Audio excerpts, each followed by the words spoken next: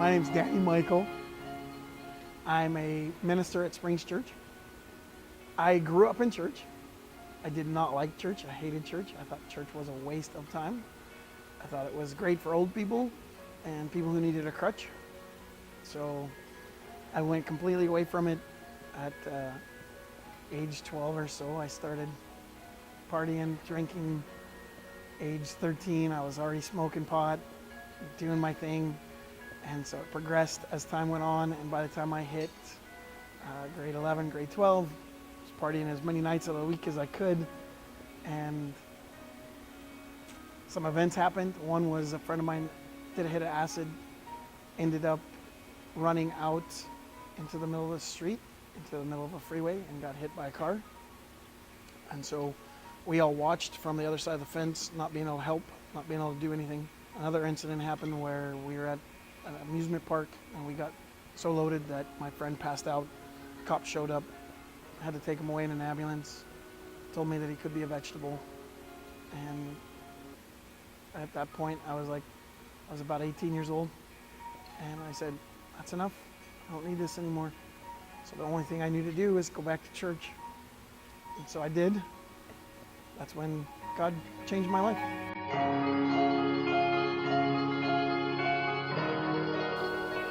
I don't really like to dwell on what I was before. I like to dwell on what God's done and how He's changed my life and what He's done since then. You know, you got a kid that was in a lot of trouble and could have gone to jail for what happened at that amusement park. And luckily, my friend was fine, and it just really shook me and really changed me. I knew I needed to make a decision to be a better person. Didn't know it was going to be God, but I knew I needed something. And from that point on, to see that I lived in cool places like Santa Cruz, California, right near the beach, Phoenix, Arizona, New York City, in the middle of Brooklyn, right by Marcy Projects, just cool places, and to be able to travel and do some of the things that I've done and seen, and been to El Salvador, Mexico on trips, just really cool stuff. So it's been really neat what God's done and how God's taken what I consider to be an ordinary person and done really fun things and cool stuff. When I was younger, I looked at religion. I didn't like what I saw. I didn't like the rules and regulations. And since really developing my walk with God, I've realized that it doesn't really matter how good or how bad I am. He makes up the difference. So I have a clean conscience. I have the ability to live guilt-free and not feel burdened with what I've done wrong. And oh my word, I said this to my wife, and I got mad at my daughter for peeing the bed, and I don't feel guilty because I can ask God for forgiveness and walk in that and have a relationship with Him. And yeah, there's times I have to go back and apologize to other people, but with God, I'm always clean. And I love that feeling. I love that feeling of not having to look over my shoulder and see if the cops are chasing me. As before I accepted Christ, that was the way I lived. As I drove more with my eyes in the rearview mirror than I did in the front. The way I was headed, if I would have kept going that direction, I probably would have either wound up in jail or homeless or dead. I had, in one 4-month period of time, I had 8 friends die in automobile accidents because of drinking and driving. So could that have been me if I would have kept going down that road? Probably.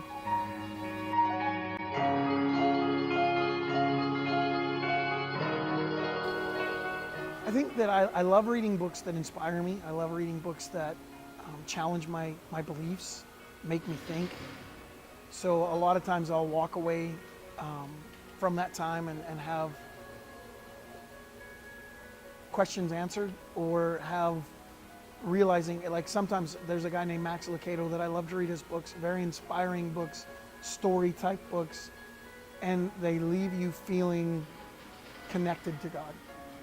Wow, I fit in this whole scheme of life, and I have purpose, and there is a plan for me, and I can do great things.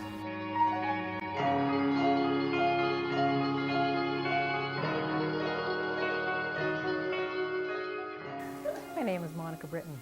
I'm really into gardening in The gardening months. I remember one time I was, it's probably about 4 years ago, I was walking through Fish Creek and right beside the creek, and I remember looking at one of the poplar trees, and you know how they have such neat, crinkled, deep crevice in bark. And I was looking at the bark, and I love the texture. I like to see the light in the dark, and I was just staring at it. And I remember just all of a sudden, it started with that picture, and then it was morning, and my eyes swung around, and I was looking at everything. I was looking at the shadows, looking at the beautiful color in the sky, I was listening to the birds, and I guess I was also starting to feel very thankful to God that I live in such a beautiful creation, and I hope I don't get emotional here, but I had a beautiful experience. It was just, I felt, whoops, I felt overwhelmed by the love of God. So it was like a spiritual experience like I've never had. It's tied to nature. Sorry.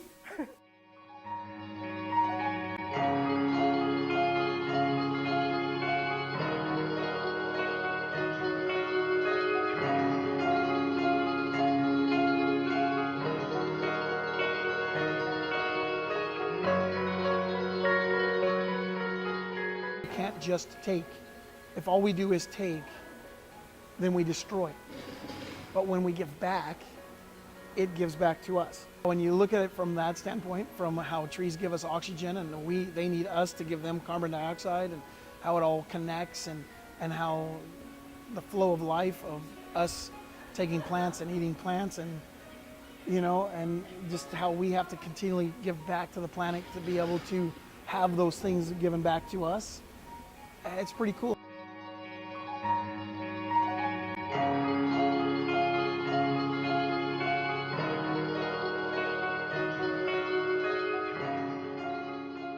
That cooking thing with the garden veggies, I think it's really neat when you can make things with what you grow in your own yard. But my problem here is that I had to make a decision. I used to have a little garden plot here for veggies and potatoes and stuff like that. But my backyard's kind of small, and I just evolved from that to flowers, annual flowers, and then from that to perennial flowers and trees and shrubs.